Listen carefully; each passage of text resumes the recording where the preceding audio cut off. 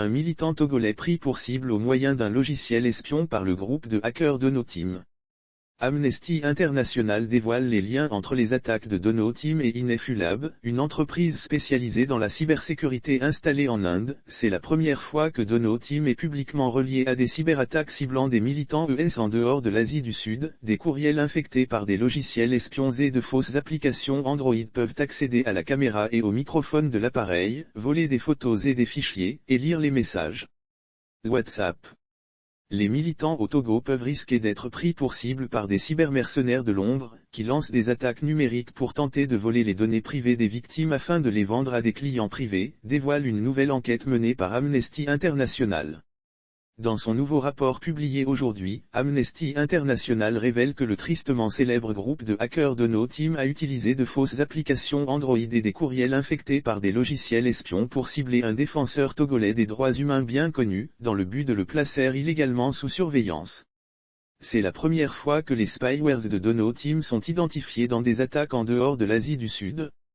Cette enquête a également permis de découvrir des liens entre le logiciel espion et l'infrastructure utilisée dans ces attaques, et Inefulab, une entreprise de cybersécurité basée en Inde.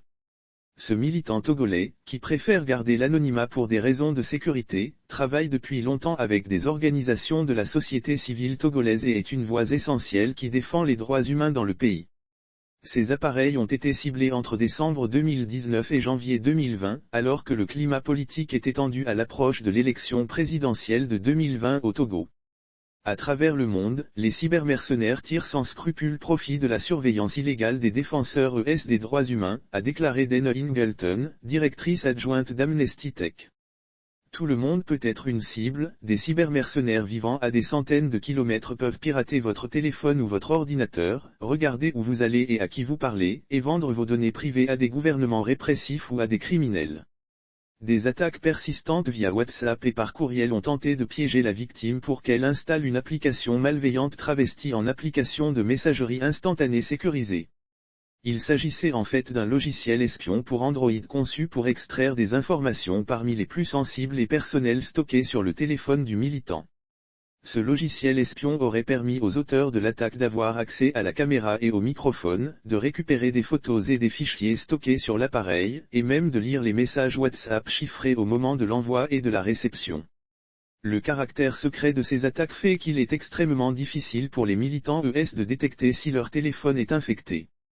Quand j'ai compris qu'il s'agissait d'une tentative d'espionnage numérique, je me suis senti en danger. Je n'arrive pas à croire que mon travail puisse déranger certaines personnes au point qu'elles essaient de m'espionner. Je ne suis pas le seul à travailler pour les droits humains au Togo. Pourquoi moi, a déclaré à Amnesty International le défenseur des droits humains basé au Togo. Cette enquête d'Amnesty International a mis à jour une suite de preuves techniques laissées par les auteurs de l'attaque qui prouvent des liens entre l'infrastructure utilisée dans ces attaques et l'entreprise basée en Inde Inefulab. Cette entreprise annonce offrir des services autour de la sécurité numérique, l'analyse de données et la prévision policière à des agences de maintien de l'ordre et aux forces armées et affirme travailler avec le gouvernement indien. Inefulab ne possède pas de politique de droits humains et ne semble pas mettre en œuvre une diligence raisonnable en matière de droits humains malgré les énormes risques que ces produits représentent pour la société civile. Amnesty International a constaté que les attaques de Donoteam contre des organisations et des individus en Asie se concentraient pour la plupart dans le nord de l'Inde, au Pakistan et au Cachemire. Des attaques contre les militants. L'espace d'action des défenseurs des droits humains au Togo s'est rétréci. En 2019, l'année précédant l'élection présidentielle, Amnesty International a noté l'adoption de lois restreignant les droits à la liberté d'expression et de réunion pacifique, et recensé des cas de violations commises par les autorités, notamment contre des militants ES pour la démocratie. Plusieurs dignitaires religieux et figures de l'opposition politique au Togo auraient été la cible d'outils de surveillance numérique. En août 2020, The Guardian et Citizen Lab ont révélé que 2 membres du clergé catholique, l'évêque Benoît Alowonu et le père Pierre Chanel Afognon, avaient été pris pour cible au moyen d'une faille de WhatsApp exploitée par NSO Group.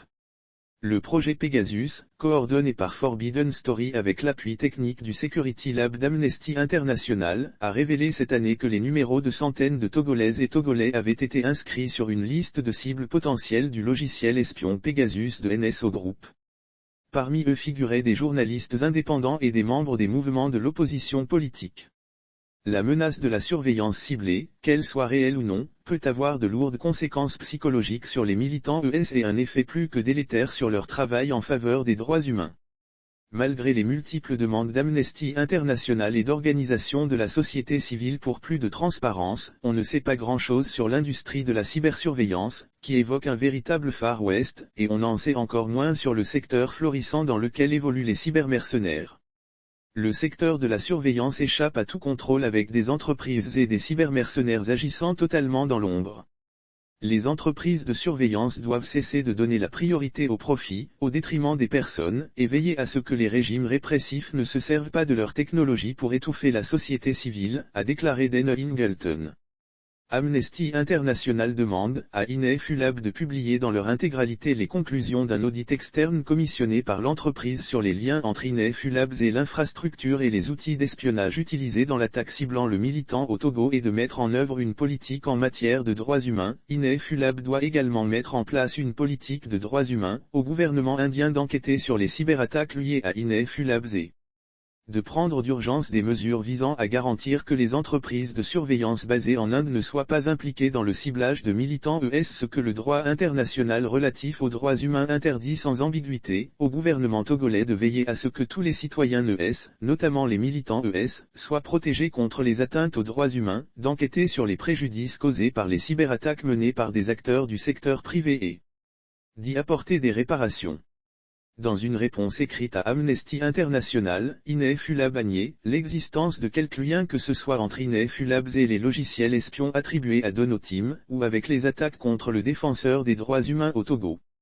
Inefulab a également déclaré qu'ils n'ont connaissance d'aucune utilisation de leur adresse IP dans ces activités supposées. Aucune preuve ne suggère une implication ou connaissance directe d'Inefulab dans les attaques contre le défenseur des droits humains au Togo utilisant les logiciels espions de Donoteam. Les activités attribuées à Donoteam peuvent impliquer plusieurs acteurs ou organisations distinctes ayant accès au même logiciel espion ou à une infrastructure partagée.